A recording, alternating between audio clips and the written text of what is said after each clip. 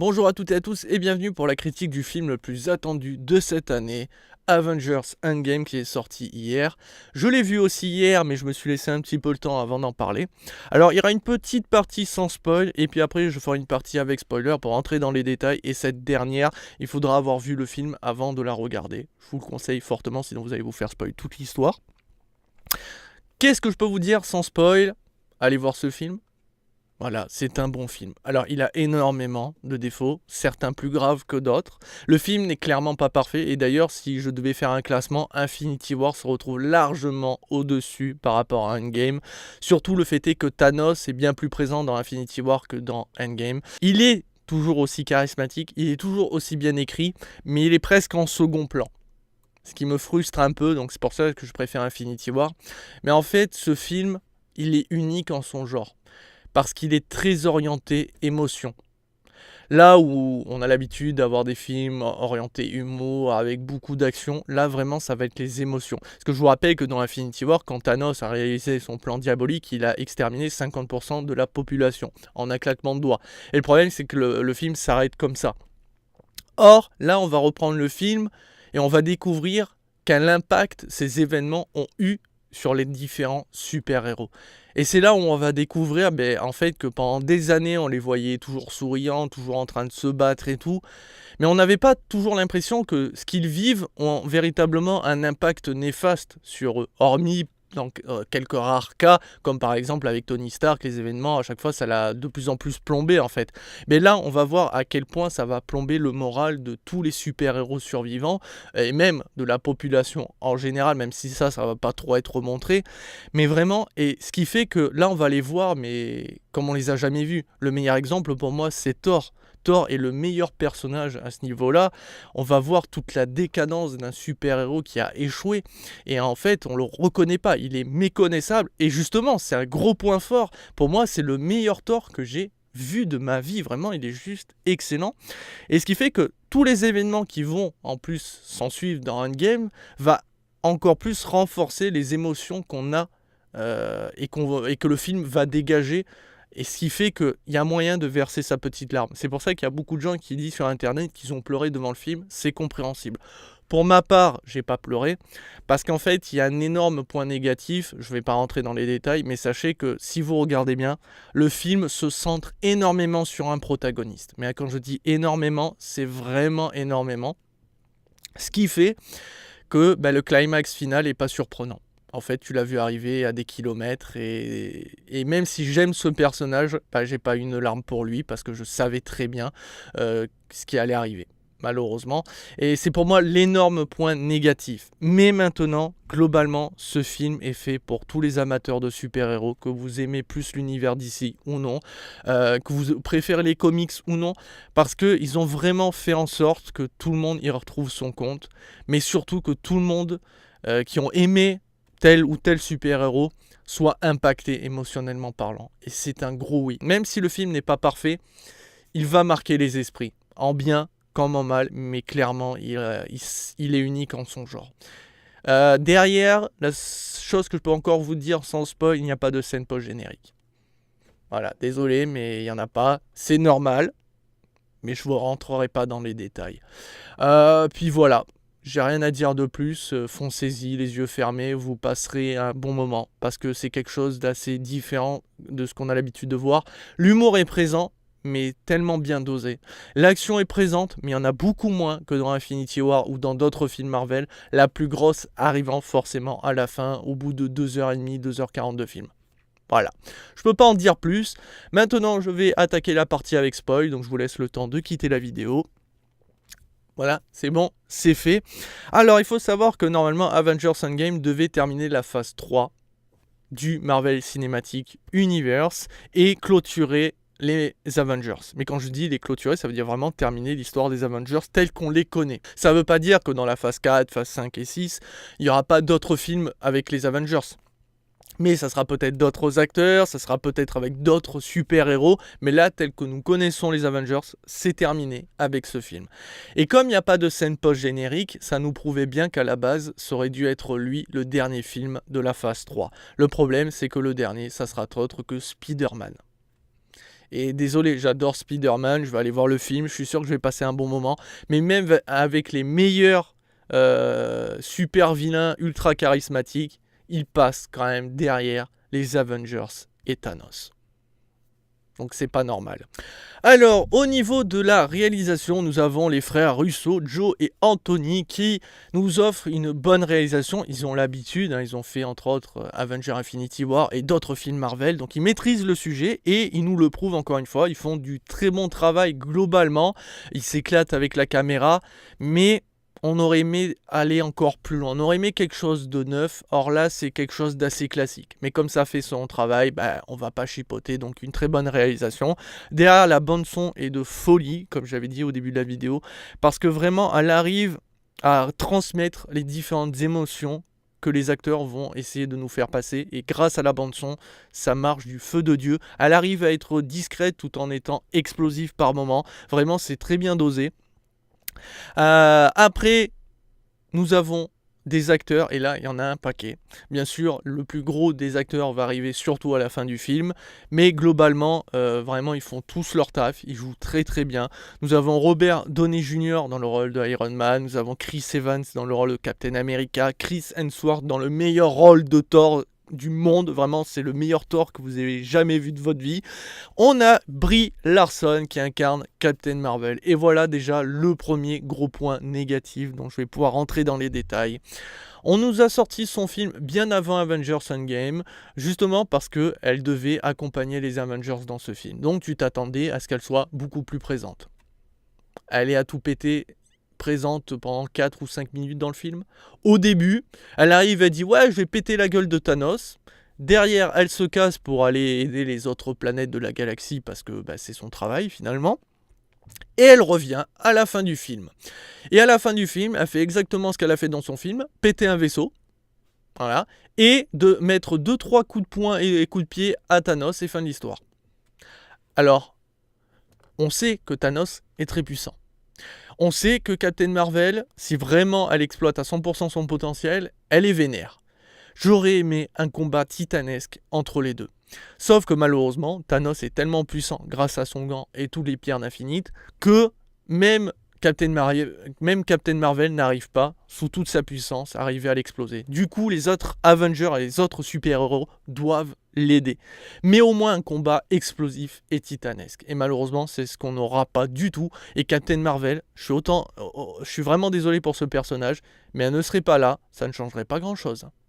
Non mais vraiment, tous les super-héros réunis auraient pu arriver à battre Thanos.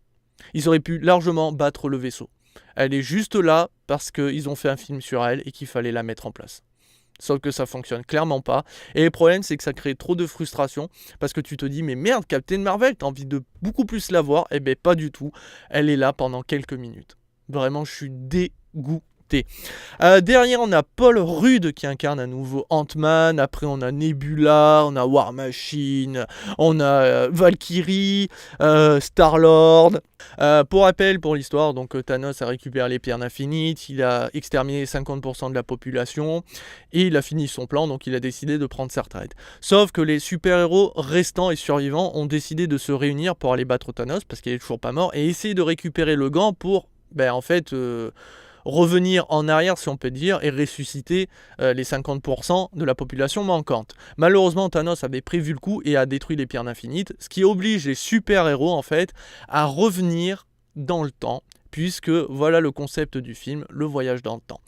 Alors, en fait, ça marche bien, mais c'est à double tranchant, parce que forcément, les gens vont se dire systématiquement, mais pourquoi ils ont fait ce choix-là, alors qu'on pouvait faire ça, et ça aurait été beaucoup plus simple.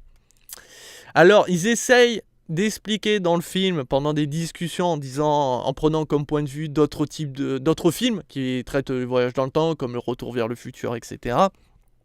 Et ils expliquent que par exemple, ils ne pourraient pas revenir énormément dans le temps pour par exemple tuer bébé Thanos.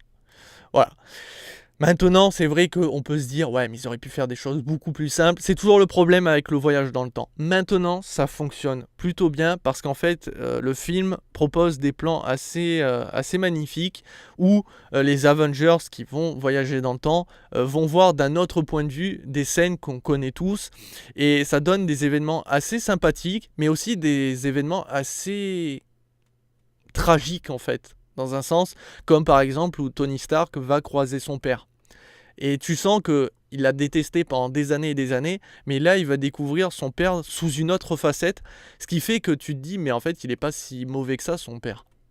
Il ressemble énormément à son fils d'une certaine manière, et c'est très touchant, enfin il y a plein de scènes comme ça très touchantes, et en fait le voyage dans le temps est un bon point au final plus qu'un point négatif. Maintenant, je préférais dire faites attention parce que ça peut vraiment être à double tranchant. C'est toujours le problème du voyage dans le temps. D'ailleurs, il y en a qui vont dire ouais, mais le voyage dans le temps, ça fonctionne pas comme ça et comme ça. Regardez dans le retour vers le futur.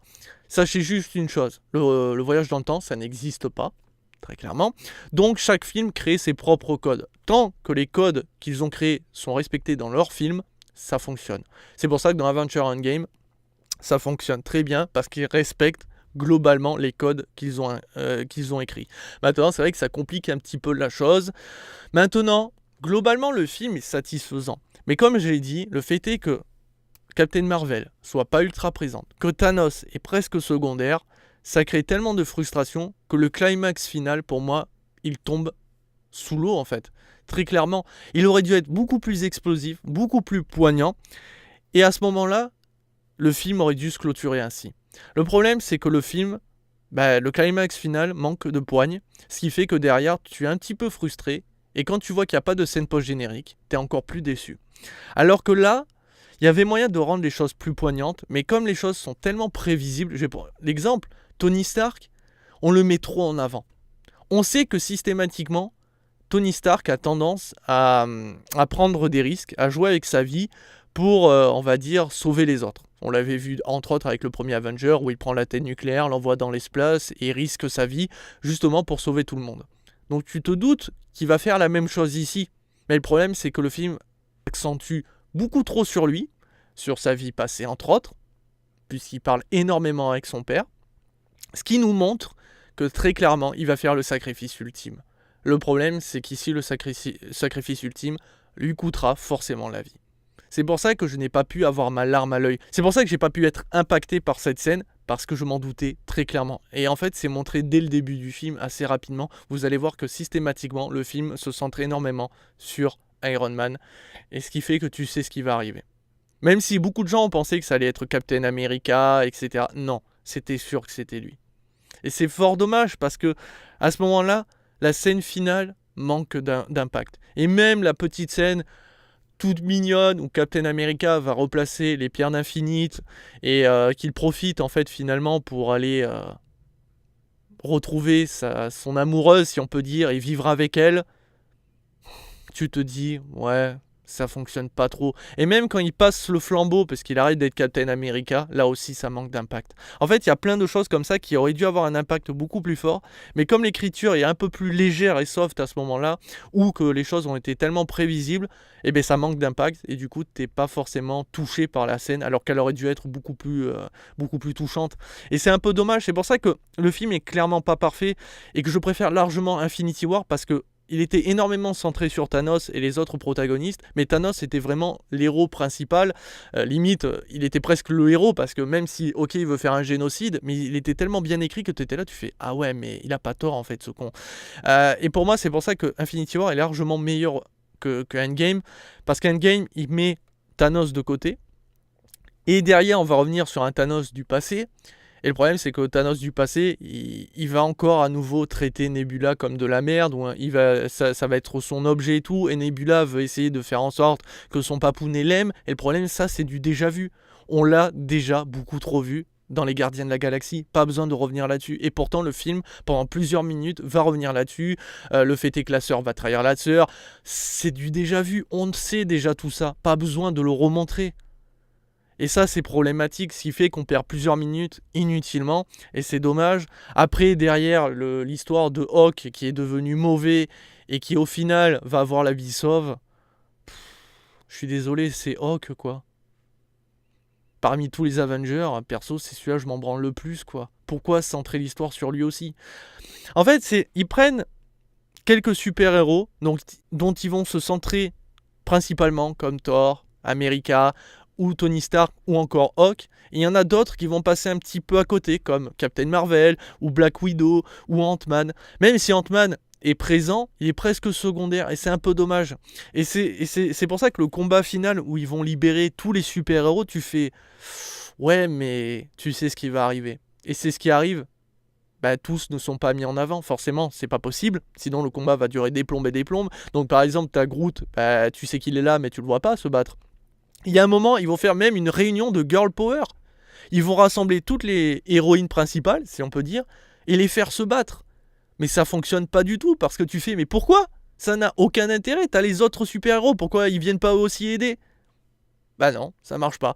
Et c'est pour ça qu'en fait, j'ai été souvent frustré en fait par ce que j'ai vu, mais en même temps le film est tellement bien écrit globalement en fait, et qu'il y a tellement d'émotions dégagées par les protagonistes et les différents événements, que du coup les 3 heures, je les ai savourées en fait.